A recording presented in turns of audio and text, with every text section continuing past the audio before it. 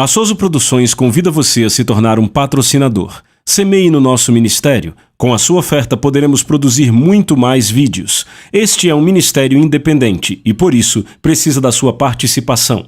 Inscreva-se no canal e compartilhe os vídeos. Seja um multiplicador desta visão.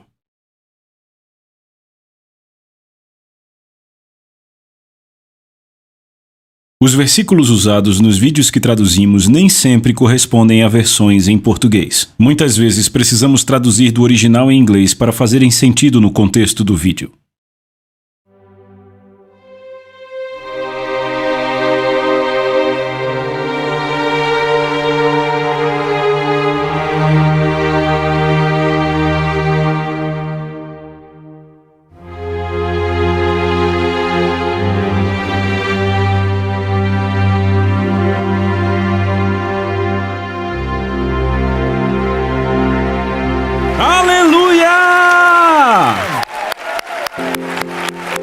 Obrigado, Jesus!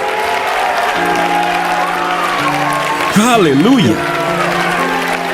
Pai, em nome de Jesus, fale conosco de novo, Espírito Santo. Nos revele Jesus maior do que jamais o vimos. Senhor, mantenha nossos corações no temor santo de Deus, assim como no amor de Deus. Em nome de Jesus eu oro e todos que concordam gritam: Amém! Você pode sentar. Ei, você acredita que nós já estamos no vídeo da lição 6? Uau! E o título desta sessão é A Glória Vindoura. Certo, quantos aqui acreditam que estamos vivendo nos últimos dias da era da igreja? Quantos creem que o Senhor está voltando em breve? Levante sua mão. Mas eu posso dizer algo? Jesus disse que não saberíamos o dia nem a hora, mas discerniríamos a estação. E eu vou dizer, você tem que ser espiritualmente cego para não perceber que estamos vivendo essa estação, amém? Então as escrituras proféticas previram como Deus revelaria a sua glória de forma poderosa no princípio da era da igreja e novamente no término da era da igreja, imediatamente antes da sua segunda vinda. Ouçam o que o apóstolo Tiago disse em Tiago 5:7. Ele diz: Sede, pois, irmãos, pacientes até a vinda do Senhor. Vejam como o lavrador aguarda com paciência o precioso fruto da terra. Repitam, precioso fruto da terra. O que é o precioso fruto da terra? Gritem! Sim, são almas, que igreja poderosa! Gostei de ver!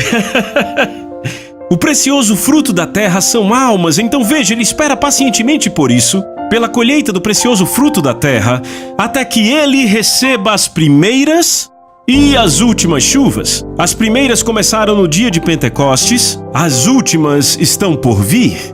Sabe, o tempo passa e eu ouço ministros dizerem: estamos vivendo as últimas chuvas, o último derramar da glória de Deus. E eu digo: ei, amigo, a sua visão está muito pequena. Se esse é o derramar da glória de Deus, então eu, entre todas as pessoas, serei o mais desapontado.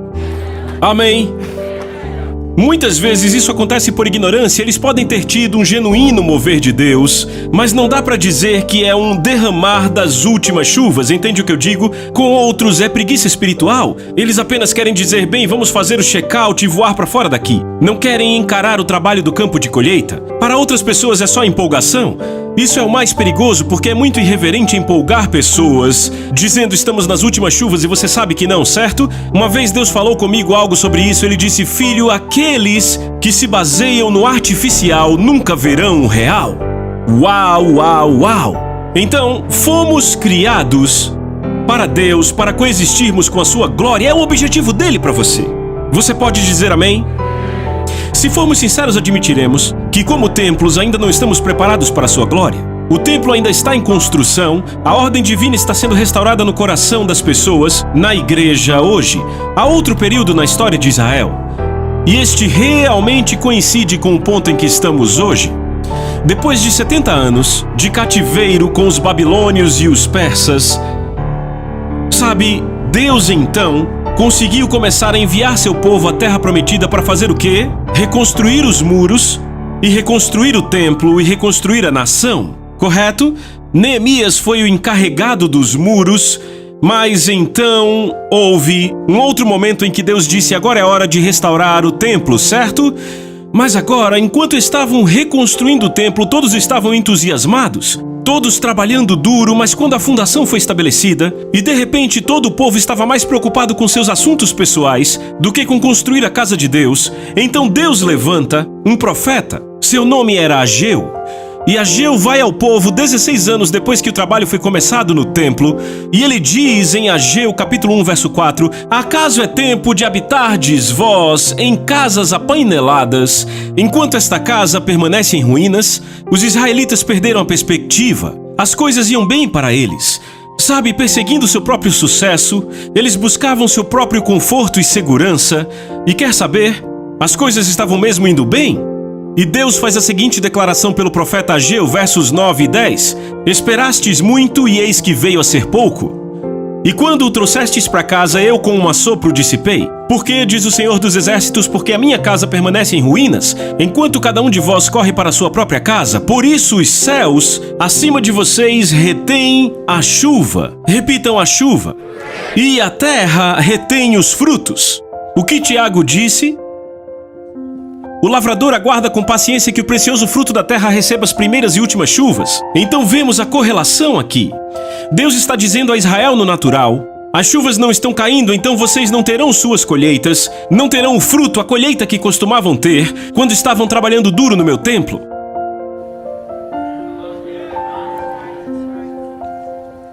A chuva havia sido retida das colheitas deles. Remoções ou retenções que Deus realiza não são ele sendo mal para conosco, é simplesmente ele dizendo: eu estou tentando fazer com que se voltem para mim de novo. Será que hoje é tão diferente?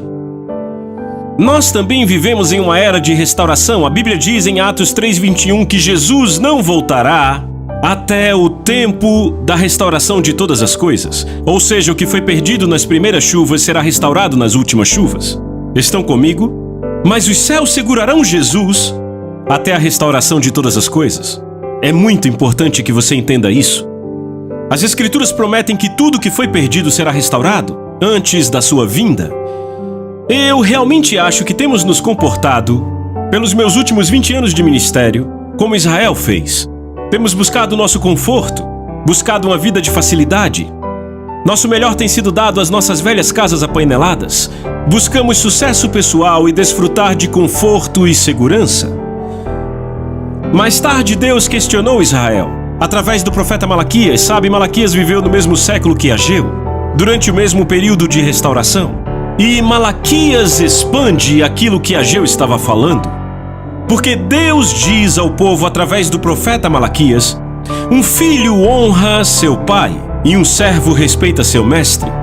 Eu sou seu pai, e eu sou o seu mestre. Mas onde está a honra e respeito que eu mereço? Isso é Deus falando com seus líderes e com seu povo. Vocês desprezaram o meu nome, mas perguntam: como em algum momento desprezamos o teu nome? Quando vocês dão animais cegos em sacrifício, isso não é errado? E não é errado oferecer animais aleijados e doentes? Tentem dar isso ao governador de vocês e vejam como ele se agrada, diz o Deus Todo-Poderoso. A Deus era dado o secundário, enquanto o povo retinha o melhor para si. Ofereçam o que estão dando para mim ao seu governador, Deus disse. Eu diria assim: ofereçam ao seu chefe e vejam como serão tratados. Estão comigo? Eu poderia dizer que se a maioria dos americanos tratassem seu emprego como tratam a casa de Deus, seriam demitidos em uma semana. Chegamos à igreja 10 minutos atrasados.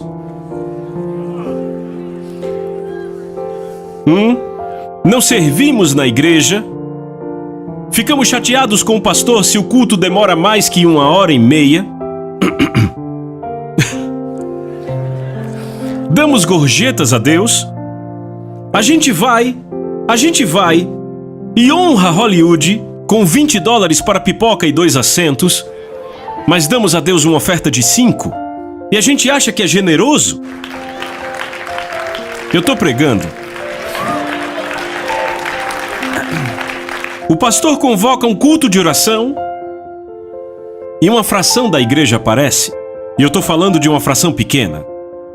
O clima está ruim, a gente não vai. O clima está muito bom, vamos aproveitar. Por quanto tempo uma performance de emprego dessa dura, na maioria das empresas hoje, é o que Deus está dizendo? Por que você não oferece a forma como me serve aos seus chefes? E veem por quanto tempo ficarão empregados? Esse comportamento para com Deus é irreverência diante do Senhor.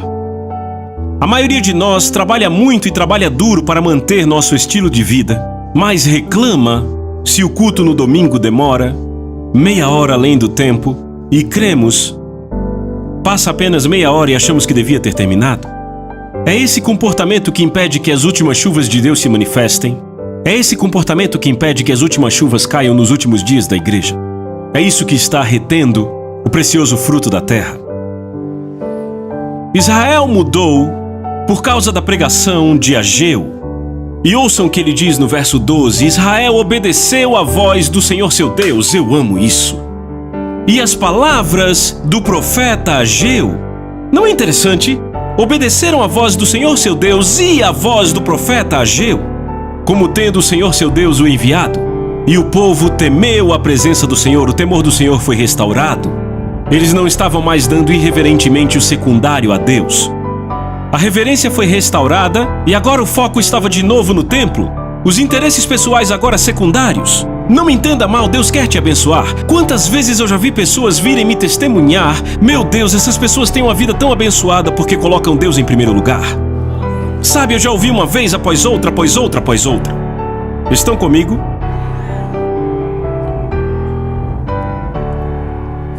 Quando tememos a Deus, sempre colocaremos seus interesses acima dos nossos. Precisamos de pregadores hoje, como Ageu e Malaquias. Nossas mensagens hoje estão saindo de 50 minutos para 40 minutos e até 30 minutos. Eu já viajei milhares de quilômetros e vários pastores já me disseram: você tem 30 minutos para dar a mensagem. Por outro lado, vamos numa universidade secular e cada aula dura 50 minutos. Numa escola secundária, aulas de 50 minutos. Como é que vamos resumir a palavra de Deus em 30 minutos? Eu garanto a vocês que seríamos a escola com a pior qualidade de educação se tratássemos nossas escolas como temos educado as igrejas na América.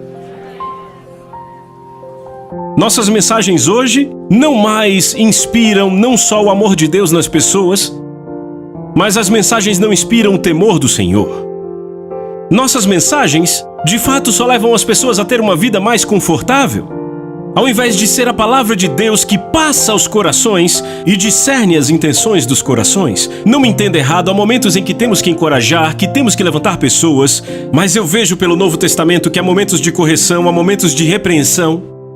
E foram esses momentos que salvaram a minha vida. Paulo disse: para apresentar todo homem perfeito a Cristo, temos que exortá-lo e ensiná-lo. Amamos ensinos, mas desprezamos exortações. Você pode dizer amém? Então Ageu apontou a condição presente do templo. Depois que o povo começa a obedecer à voz de Deus, então Ageu vem e fala isso no capítulo 2. Quem entre vocês que tenha sobrevivido viu este templo na sua primeira glória? Lembre, eles ficaram presos por 7 anos. Alguns tinham 85, 90 anos e lembravam da glória daquele templo. Estão comigo? Ele diz: quem dentre vós sobreviveu e lembra da glória do primeiro templo? Ageu 2:3, quem de vocês que tenha sobrevivido viu esse templo na sua primeira glória e agora, vocês o veem agora e o comparam? Aos seus olhos ele não parece nada? Ele diz: certo, vocês lembram do templo antes do cativeiro e vocês olham o templo agora, como ele está comparado ao que era antes? Ele diz: não é nada. Eu creio que Deus está fazendo a mesma pergunta hoje. Quantos de vocês lembram da igreja na sua primeira glória? No livro de Atos, e como vocês a veem hoje em comparação? Eu acho que, se formos honestos, diremos: aos nossos olhos não é nada. Eu provo vocês. No primeiro dia de Pentecostes, eles nem anunciaram o encontro, e 3.000 almas foram salvas às 9 da manhã. E então às 3 horas da tarde eles entraram no templo e fizeram levantar um homem que era aleijado e ficava no templo há muitos e muitos anos porque havia nascido aleijado, e aquele homem dá um salto e 5.000 pessoas são salvas, e a igreja sai de 120 pessoas para 8.120 pessoas em um só dia. Pedro e João são presos, são levados a interrogatório e libertados, e em seguida voltam para a igreja, começam a orar e o lugar começa a tremer. E quantos sabem que a Bíblia não exagera? Eu sei que há pescadores que exageram, sei que há pregadores que exageram, mas a Bíblia não pode exagerar porque é mentira. E Deus não pode mentir. Se diz que o prédio tremeu, ele tremeu. E eles saíram por ali e a Bíblia diz que vários milagres aconteceram pelas mãos dos apóstolos. E então vem um casal e mente sobre sua oferta e caem mortos. E então Pedro sai pelas ruas, não uma rua, mas ruas de Jerusalém, e qualquer um que passa perto da sua sombra, eu acho que era a nuvem de Deus, Deus curava, era levantado. Aleijados começavam a andar quando a sombra passava pelas ruas e os tocava. Então, toda a casa ouvia a palavra de Deus e não havia comunicação por rádio ou satélite, porque os crentes pregavam em toda a casa. E então eles são separados e, ouçam, um homem que servia as mesas das viúvas vai para Samaria, e a Bíblia diz que toda a cidade de Samaria foi salva. Então o Espírito de Deus envia esse homem para o deserto, onde ele ganha o terceiro homem mais importante da Etiópia, e então desaparece e ele é, ouçam, trasladado para outro lugar. Pedro vai para um lugar chamado Lida e havia um homem que estava paralítico há 8 anos. Ele cura o homem e a Bíblia diz que tanto Lida quanto Sarona, cidades vizinhas, todos foram salvos quando viram aquele homem andando. Eu sei que tem igrejas hoje que tem 8, 9 mil pessoas, mas e quantas outras 3 milhões de pessoas na cidade perdidas? Por que é que as grandes vias, as rodovias são congestionadas às sextas à noite, mas no domingo você pode dirigir para a igreja sem tráfego nenhum? Mas aqui cidades inteiras eram salvas. Vemos aqui também o que foi dito na cidade de Tessalônica da Grécia. O homem que virou o mundo de cabeça para baixo agora está vindo à nossa cidade. Uau, que relatório! E então chegamos ao maior de todo, esse é demais. Vamos para Atos 19:10, onde diz: E isto continuou por 2 anos, de forma que todos que habitavam na Ásia ouviram a palavra de Deus, tanto judeus quanto gregos. Você entende que ele disse todos que habitavam na Ásia? Ele não diz toda a Ásia, porque se dissesse toda a Ásia, poderia haver alguns pedaços em que não chegou a palavra. Ele não diz toda a Ásia, todos que habitavam na Ásia. Significa cada pessoa, não numa cidade da Ásia, não num país da Ásia, na região toda. Ouviram a palavra de Deus em 2 anos sem satélites e bicicletas, sem telefones, sem transmissão na rede, nada.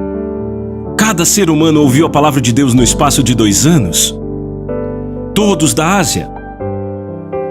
Você tem um vislumbre de como o livro de Atos é glorioso? As primeiras chuvas. Agora vamos para a pergunta de Deus de novo. Como é a igreja de hoje comparada à igreja de Atos? Eu acho que se você for honesto, dirá que nada somos, não somos nada comparado a Atos. Se formos honestos, diremos sim a isso. Podemos ter mais recursos, mas por que não temos o impacto que a igreja antiga teve? Gastamos bilhões de dólares em prédios e fitas, livros, equipamentos de satélites, programas de TV, mas não chegamos nem perto do impacto da igreja antiga. Se acharmos que chegamos ao nosso destino, não teremos o desejo de ir além, a nossa paixão e sentimento pela aventura se perderão, e é por isso que Deus faz essa pergunta. A razão pela qual Deus faz essa pergunta não é para nos sentirmos condenados, é porque Ele quer alargar nossa visão. Porque Deus diz em Provérbios 29:18, onde não há revelação, visão profética, o povo se corrompe. Com esta revelação da nossa necessidade, Ele abre o caminho para a sua visão profética, e a visão é essa, você está pronto para ela? Ageu capítulo 2, verso 9, a glória desta última casa ou templo será maior do que a primeira. A glória da última igreja, isso é profético. Ele está falando para Israel, mas lembre que muita coisa que foi dita a Israel eram tipos e exemplos do que acontecerá conosco. Essas coisas foram escritas como exemplos para nós, diz a Bíblia. Ageu diz com ousadia, a glória desse segundo templo será maior do que no de Salomão. O que Deus está nos dizendo hoje é que a glória da última igreja será maior do que a da igreja do livro de Atos. Eu nunca vou esquecer, quando eu era pastor de jovens e estava orando um dia, o Espírito Santo, sabe, eu consigo fechar meus olhos e dizer exatamente o que eu estava orando ali. E eu estava orando, já vinha orando há algum tempo, me preparando para o culto, e o Espírito Santo me disse, John, ele disse, a glória do meu filho, nos dias que virão, será 7 vezes maior do que no livro de Atos. Eu disse, espera aí. Eu disse, Senhor, eu sei o que o livro de Atos diz. Sabe, é quase um conto de fadas de tão impressionante. Eu preciso de 3 testemunhas na Bíblia sobre isso ou eu não vou acreditar. Sabia que Deus nunca fica com raiva porque eu peço isso? Pois foi o próprio Deus que disse que pela boca de 2 ou 3 testemunhas toda palavra é estabelecida. Imediatamente, Deus começou a disparar as coisas para mim naquele lugar de oração. Ele não me deu 2, mas me deu 5 ou 6. Primeiro ele disse, o Senhor disse, ele disse, John, eu não disse em Provérbios 6:31 que quando um ladrão é pego, ele tem que restituir 7 vezes o que pegou?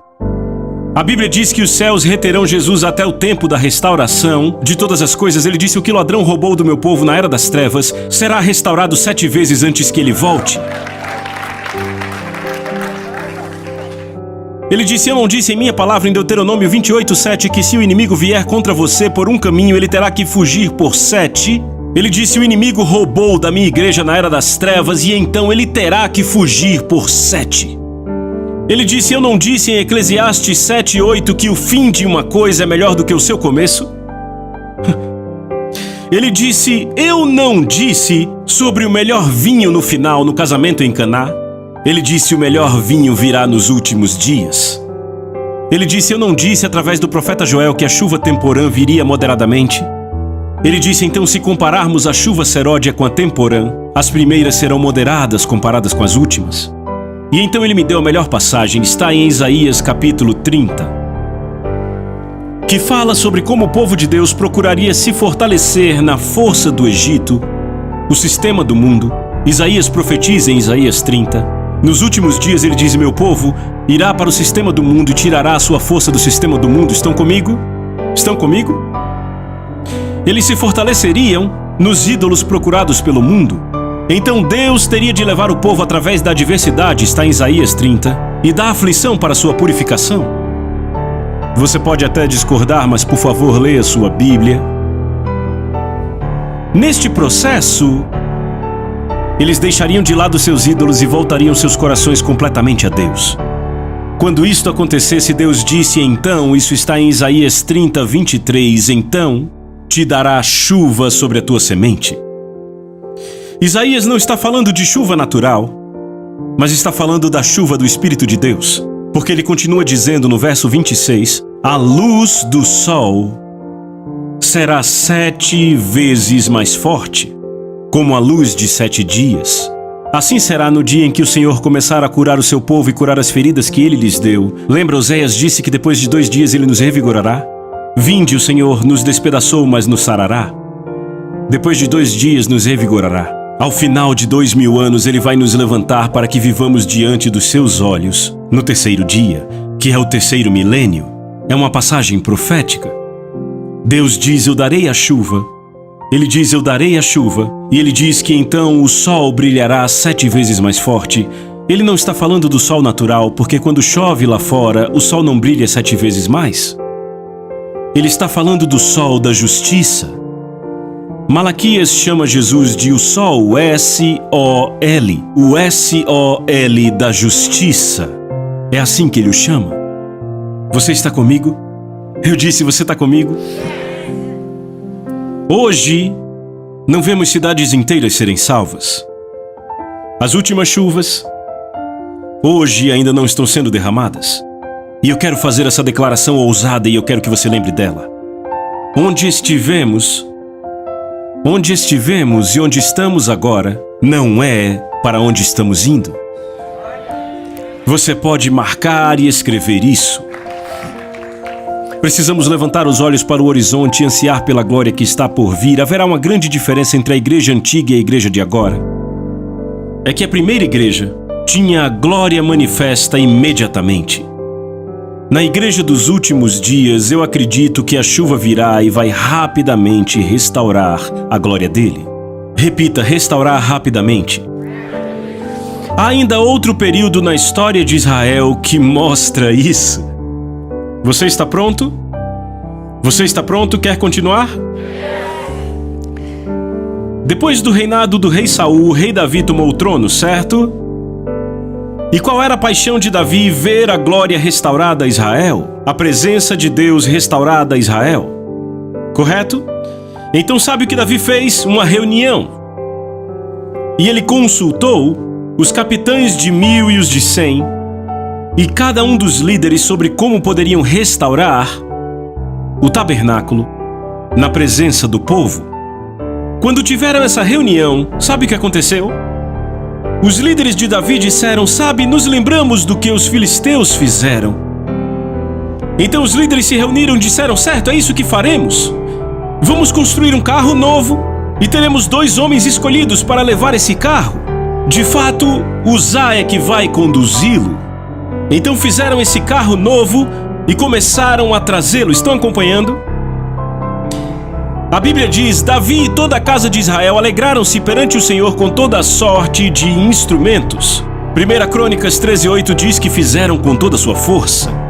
Estavam louvando a Deus porque a glória estava voltando, a arca no carro novo, Uzá, um grande homem de Deus conduzindo o carro. Então lemos em 2 Samuel 6, versos 6 e 7, quando chegaram à eira de Nacon, estendeu Uzá a mão à arca de Deus e a segurou, porque os bois tropeçaram. E então a ira do Senhor se acendeu contra Uzá e Deus o feriu ali pela sua irreverência. A Bíblia diz erro e na nota de margem diz irreverência. E ele morreu ali. E morreu ali junto à arca de Deus. Impressionante. Apenas uma geração antes, 2 homens estavam cometendo adultério na porta do tabernáculo onde a arca habitava. A irreverência deles era flagrante e excedia muito a deste homem, Uzá, que apenas estendeu a mão para firmar a arca. Porque, no caso dos filhos de Eli, a glória havia partido com Uzá a glória de Deus estava sendo restaurada. Quanto maior é a glória, mais rápido e mais severo é o seu julgamento pela irreverência. Davi se desgostou naquele dia e disse, como virá a minha arca do Senhor? 2 Samuel 6, 8 e 9. A Davi, a seus líderes e ao povo, não faltava paixão. Você está me ouvindo? Não lhes faltava paixão. Tinha havido muita preparação para recuperar a arca. Tinham trabalhado duro para isso. Eles acreditavam que estavam honrando a Deus ao levarem a arca num carro novo. E o choque de Davi se tornou em ira. Davi pode ter se questionado por que Deus fez isso. Por que ele não apreciou o nosso zelo, mas o rejeitou? Os meus esforços e os esforços dessa nação para restaurar sua presença, com tamanho julgamento. Eu fiz tudo o que eu podia para honrar a Deus e o meu melhor foi considerado inaceitável. Depois de pensar muito, sua ira virou temor. Mas Moisés tinha dito anteriormente em Deuteronômio capítulo 6, versos 1 e 2, estes são os estatutos e juízos que mandou o Senhor teu Deus, que se te ensinassem, para que os cumprisses na terra, para que temas ao Senhor teu Deus. Deus deixou mandamentos específicos também ao rei, porque Moisés em Deuteronômio 17, versos 18 e 19 disse também, quando se assentar no trono do seu reino, escreverá para si o traslado dessa lei num livro do que está diante dos levitas, sacerdotes, e o terá consigo e nele lerá todos os dias da sua vida, para que aprenda a temer o Senhor seu Deus. Se Davi tivesse feito isso, ele saberia que a arca deveria ser carregada pelos sacerdotes.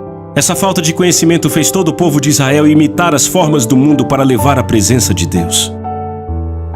Os filisteus eram ignorantes, mas o povo de Deus não.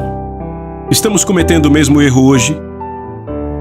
Estamos buscando diligentemente a palavra de Deus, a palavra do Senhor, nas suas escrituras? Ou estamos tirando algumas ideias para o ministério do mundo? Porque o que acontece é que quando não buscamos a Deus diligentemente, indo à sua palavra com diligência, a nossa inspiração acaba vindo do mundo em que vivemos. Vimos isso com Arão e vimos com Davi.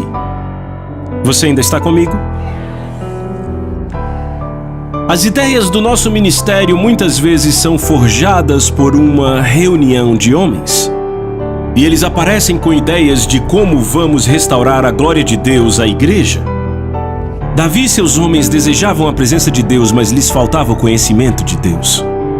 Provérbios diz: filho meu, se você receber minhas palavras e entesourar meus comandos em você, se você inclinar seu ouvido à sabedoria e aplicar seu coração ao entendimento e clamar por discernimento, e levantar a sua voz por entendimento, se buscar a minha palavra como prata e tesouros escondidos, você entenderá o temor do Senhor e encontrará o conhecimento de Deus.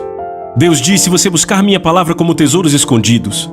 Se alguém te dissesse que há 10 milhões de dólares escondidos na sua casa em algum lugar, eu aposto que você derrubaria todas as paredes, procurando aqueles 10 milhões. E aí temos a contraparte do Novo Testamento em Timóteo, onde Paulo diz: toda a escritura é inspirada por Deus e útil para ensinar o que é verdade e nos fazer perceber o que há de errado em nossa vida. Ela nos alinha e nos ensina a fazer o que é certo. É a forma de Deus de nos preparar em todo o caminho. Veja, nós ainda temos a palavra do Senhor que Deus nos deu no Novo Testamento. Está por toda a Escritura. Às vezes eu me entristeço quando eu olho a média de um livro cristão hoje. Eu olho no livro e vejo às vezes 7, 8 versículos no livro inteiro. Às vezes eu não vejo nenhum. Às vezes eu vejo só 1 ou 2. Por que será que temos estado mais interessados em ler o que o mundo diz, influências que vêm do mundo e de homens que não estão buscando o coração de Deus, do que simplesmente cavar na palavra de Deus?